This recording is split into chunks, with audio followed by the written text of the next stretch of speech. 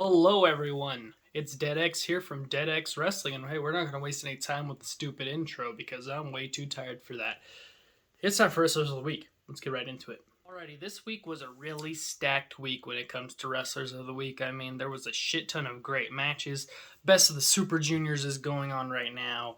Some of that will go on to week 8. None of that is really going to show here. We got WrestleMania Backlash, some NXT UK stuff, some New Japan stuff, and AEW stuff as well. It was a very stacked week. Let's get right into it with number 10 this week from WrestleMania Backlash in the WWE. I gave Cody Rhodes 1 point this week. Cody and Seth Rollins had another really good match similar to their one at WrestleMania. It was really good, and it was better than their WrestleMania match. And I do got to give an honorable mention to Seth Rollins because I couldn't fit him onto the list. And also give an honorable mention to, what the hell is the name of this? Ronda Rousey and Charlotte Flair. Yeah. And also honorable mentions to Hikuleo and Jay White, Adam Cole and Dax Harwood, and Minoru Suzuki and Brody King had really good matches, but I just couldn't fit them on the list because there was better matches. Cody Rhodes and Seth had a good match. Cody Rhodes ended up beating Seth with a roll-up. Seth didn't like that too much. Seth Rollins will remember that. But yeah. Backlash wasn't actually too bad when it comes to really good matches. That's why I had to give I was going to try to fit Charlotte and Ronda onto this list, but, you know, the Cody match was a little bit better, and I asked public opinion which match they liked better to help me decide. And my friends in the FTW Prediction League said that the Cody-Seth match was the best match, and I agree. Going on to number 9, it is Roman Reigns, the Tribal Chief, the head of the table. So Roman gets 2 points this week because that 6-man tag that main evented Backlash was actually a really good match, and Roman picked up the win for his team. So boom, he gets the 2 points. If I had room, I'd squeeze the Usos and RK Bro on here, but it just didn't work out that way with Roman picking up a spear on Riddle, I believe, to get the win. There was a cool table spots. There's a bunch of like Randy hitting an RKO out of a spear on Roman. A bunch of just cool stuff going on in that match. Number 8, we head over to New Japan. With 3 points, we have Hiroshi Tanahashi, the former IWGP United States champion. So at this New Japan show, and I'm sorry I'm blanking on the name, I'll put something right here so that I can remember it, or so that you guys can know what show it was. But you know what? It was Capital Collision. I remember what it was called. Just kidding. At Capital Collision, they had a main event, which was a Fatal 4-Way, pretty much, or a Four Corners match, because WWE owns the term Fatal 4-Way. It was a Four Corners match between Juice Robinson, Will Ospreay, Jon Moxley, and Hiroshi Tanahashi for the IWGP United States Championship, and it was really fun and chaotic. The only qualm I have about this match that wouldn't make it like the top match of the week is that New Japan's camera work for some reason in this match was catching like 2 guys would be doing something outside and 2 guys would be doing something inside, and then like they would miss one of their like cool spots, which wasn't really cool. But I put Hiroshi Tanahashi, who was the former now U.S. champion, on the bottom because he did a lot of cool stuff like hitting sling blades, doing some cool dragon screws on everybody, and he did a high fly float to Moxley through a table on the outside of the ring from the top rope. It was pretty cool. But other than that, he didn't really do too much like cool stuff in the match other than that high fly float through the table. And so I just ranked them as to how much I thought they contributed to the match. Number 7 with 4 points is Jon Moxley from the same match. Jon Moxley was doing all kinds of cool shit. He was doing a lot of cool sequences with Will Ospreay, like he did with that other match that he had with Will Ospreay about a week or 2 back. He was beating the hell out of everybody going into the crowd. He was just tearing it up, doing what Jon Moxley does, hitting paradigm shifts and everything. It looked like he was close to winning it, but then he got screwed out of it by the person who actually won the match. Number 6, Will Ospreay. I mean, goddamn, if you can just see the stuff Will Ospreay does, and he's packed on weight. He's not a junior heavyweight anymore, but he still freaking can do junior heavyweight things, like doing like weird tornado dives on outside the ring onto everybody. There's this cool thing that he does where he'll like, somebody will go to powerbomb him and he'll flip into a position to powerbomb them, and then he flipped Moxley up, and then Moxley just put him in a position for a paradigm shift. It was a pretty cool sequence. And then we get to number 5 in this match, who gets 6 points. It's Juice Robinson. He won the match and is the new 3-time, I believe, IWGP United States champion. He was being very heelish in this match after recently joining Bullet Club, and he was doing all kinds of like the more brawling kind of stuff, getting weapons involved and stuff like that. And it's funny because he was getting weapons involved, and he was actually using them on other people like Moxley and Ospreay. Usually when somebody gets weapons involved, they're the one who ends up getting hit with them. But not this time around. Juice gets 6 points. All right, and then we head over to the UK with number 4 this week with 7 points. It's Jordan Devlin. Okay, so Jordan Devlin and Ilya Dragunov had a really freaking great match on NXT UK.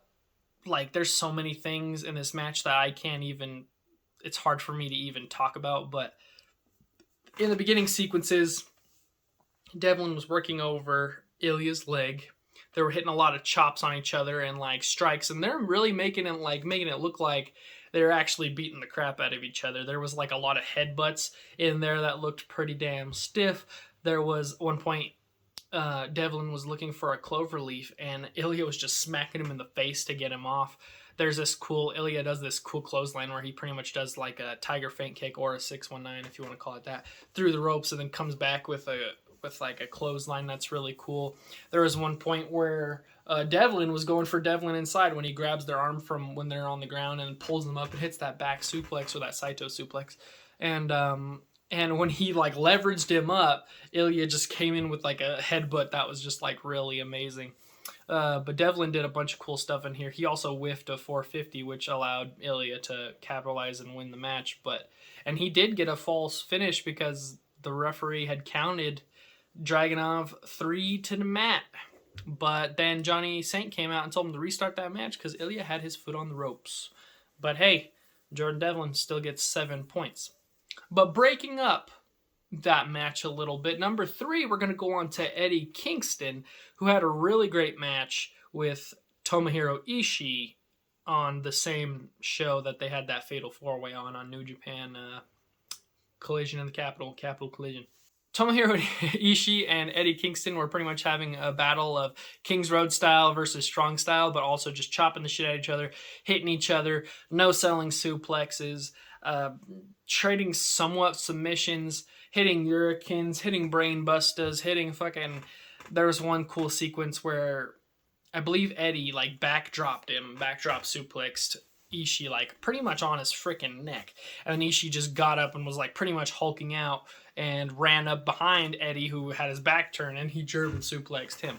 It had a really lot of great sequences, and Eddie lost the match, so he gets the 8 points. But the person who gets 2 points and gets the number 9, person who's in the number 2 position gets 9 points is Tomohiro Ishii.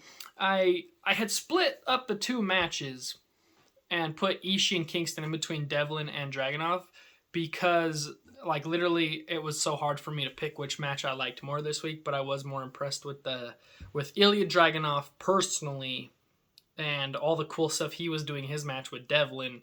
And Kingston and Ishii, they're both doing equally as great, so that's why I put them together, but I separated Devlin and Dragunov in the rankings because Dragunov is just doing cool as shit.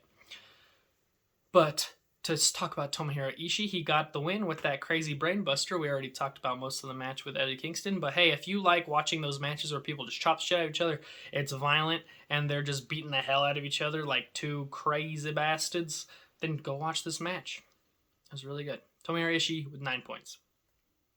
And my wrestler of the week this week with 10 points, it is Ilya Dragunov. We already talked about the match a little bit ago, but to pick up from where we left off, Jordan Devlin was pinning Ilya, and he pretty much won, but Ilya had his foot on the ropes. Johnny Saint came out and restarted this match, and then at that point, Ilya just had a whole new wind to him, and he was just, taking shit, dealing out shit, and it was pretty cool, getting the win with Torpedo Moscow. Oh, there was also one other cool spot in this match, in the near beginning, where Jordan Devlin hit a top rope brainbuster on Ilya Dragunov, which is a move that I don't think we've ever seen in WWE, and it's a move that is popularized by El Generico on the indies, who would like suplex position on the top rope, but then like drop their head on the top turnbuckle. Pretty brutal. But yeah, Ilya Dragunov gets 10 points this week.